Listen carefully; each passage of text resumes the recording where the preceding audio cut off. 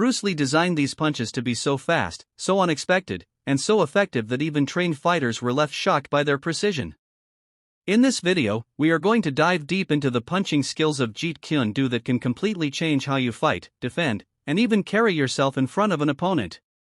These are not ordinary punches, these are skills that combine speed, timing, accuracy, and strategy to shock fighters at every level.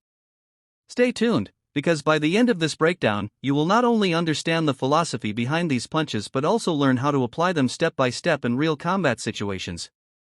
The foundation of Jeet Kune Do punching. To truly appreciate the brilliance of Jeet Kune Do punches, we have to start with the foundation. Bruce Lee didn't invent punches out of thin air, instead, he analyzed, dissected, and refined the most effective striking methods from multiple martial arts and turned them into something new.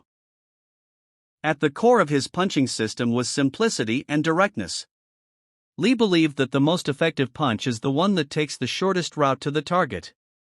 That is why he often emphasized the concept of the straight lead punch, which became his signature strike. The straight lead punch is different from the traditional boxing jab because it is thrown from the strong side forward stance.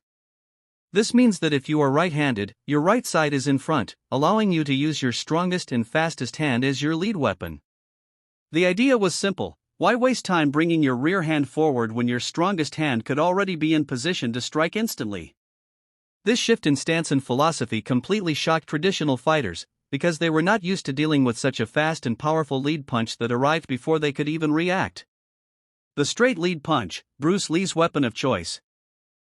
When we talk about Jeet Kune Do punching, the straight lead punch is the centerpiece. Bruce Lee called it the backbone of Jeet Kune Do.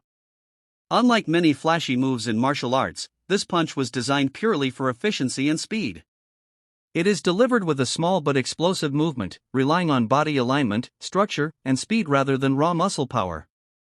Lee would often train this punch endlessly, practicing it against the heavy bag, focus mitts, and even in shadowboxing with extreme intensity.